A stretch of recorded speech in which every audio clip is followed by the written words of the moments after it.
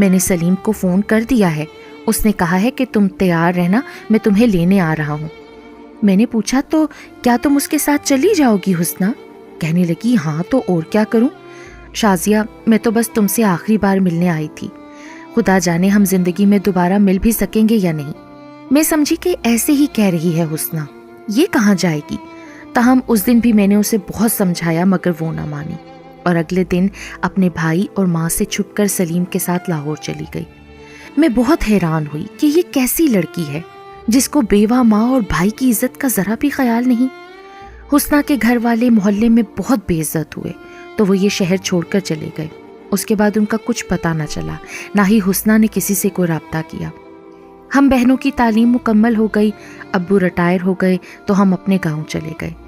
گاؤں میں ہمارے سب رشتہ دار رہتے تھے۔ میری منگنی اپنے چچا زاد سے ہو گئی جو ڈاکٹر تھے اور لاہور میں ملازمت کرتے تھے۔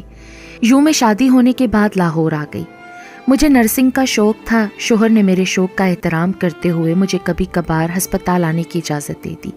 ایک دن میرے شوہر کی ڈیوٹی ایمرجنسی میں لگی ہوئی تھی۔ اس دن میں بھی یوں ہی ہسپتال چلی گئی تھی کہ ایک عورت بری طرح جلی ہوئی لائی گئی۔ میں نے وارڈ بوائے سے پوچھا کہ اس کا کوئی ولی وارث نہیں؟ اس نے بتایا کہ جی اس کے شوہر نے ہی اسے جلایا ہے۔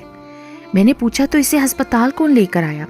اس نے بتایا ایک مرد اور ایک عورت جو خود کو اس کے پڑوسی بتاتے ہیں، وہی لے کر آئے ہیں۔ میرے شوہر نے مجھے وہاں دیکھا تو کہنے لگے کہ تم اس عورت کو دیکھ لو کیونکہ اس کے پاس کوئی اپنا نہیں ہے۔ میں اس کے قریب گئی، وہ ہوش میں تھی اور تکلیف سے کرا رہی تھی۔ مجھے دیکھتے ہی پہچان گئی، تڑپ کر بولی تم شازیہ ہو نا؟ اس کی آواز سنتے ہی میں یکدم ماضی میں چلی گئی۔ مجھے سب کچھ یاد آ گیا، یہ آواز تو میری سہیلی حسنہ کی ہے۔ میں نے پوچھا تو حسنہ ہے نا؟ کہنے لگی ہاں شازیہ، مجھے اس عذاب سے بچا لو، میں ہی تیری بدنصیب سہیلی ہوں۔ میں نے فوراً اپنے شوہر کو بلایا اور کہا کہ اس کی تکلیف کم کرنے کے لیے دوا دیں۔ انہوں نے پہلے ہی اسے انجیکشن دے دیے تھے، پھر بھی خصوصی توجہ دی۔ میں تمام رات اس کے پاس رہی۔ اگلے دن وہ بولنے کے قابل نہ تھی۔ اس کے پڑوسی حال دیکھنے آئے، کچھ پولیس کی کارروائی بھی ہوئی۔ جب حسنہ بات کرنے کے قابل ہوئی تو اس نے بتایا سلیم سے شادی میں نے اپنی مرضی سے کی تھی، لہٰذا نہ میکے والے مجھے پوچھتے تھے نہ سسرال والے، اسی وجہ سے یہ آدمی شیر ہو گیا۔ یہ اتنا ظالم نکلا کہ اس نے میری زندگی عذاب بنا دی۔ اگر سالن میں نمک تھوڑا تیز ہو جاتا تو یہ مجھے ادھیڑ کر رکھ دیتا۔ 3 دن پہلے ذرا سی بات پر یہ آپے سے باہر ہو گیا اور مجھے جلتے ہوئے چولہے پر دھکا دے دیا۔ جب میرے کپڑوں میں آگ لگ گئی اور میں چیخنے چلانے لگی تو بجائے مجھے ہسپتال لے جانے کے یہ گھر سے بھاگ گیا۔ یہ تو اللہ بھلا کرے پڑوسیوں کا جو بروقت میری چیخو پکار سن کر آئے اور مجھے اپنی گاڑی میں ڈال کر فوراً ہسپتال لے گئے، ورنہ شاید میں مر چکی ہوتی۔ حسنہ 2 ماہ اسپتال میں رہی مگر ایک بار بھی اس کا شوہر اسے دیکھنے نہیں آیا، بلکہ وہ گھر کو تالا لگا کر کہیں روپوش ہو گیا۔ اس بیچاری کی طرف سے تو FIR درج کروانے والا بھی کوئی نہ تھا۔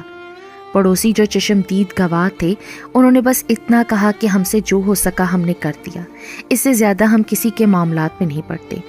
حسنہ کہتی تھی مجھے دارالامان میں داخل کرا دو، مگر اس کی حالت کے پیش نظر میں اسے اپنے گھر لے آئی۔ اب وہ مجھ سے کہتی ہے شازیہ تم صحیح کہتی تھیں کہ اپنی بیوہ ماں اور بھائی کی عزت کی پاسبان بنو، اور میں تمہارا مذاق اڑاتی تھی۔ آج میں نصیبوں جلی ساری کی ساری جل کر بھسم ہو گئی ہوں۔ مجھے سلیم نے اپنی جھوٹی محبت کا زہر پلایا تھا جس سے میں مدہوش ہو گئی تھی۔ مجھے تو اس وقت کچھ بھی سمجھ نہیں آتی تھی۔ وہ تو مجھ سے میری ماں کا بدلہ لیتا تھا۔ جب ماں نے رشتے سے انکار کر کے اسے اس گھر سے نکالا تھا تو اس نے کہا تھا نا کہ میں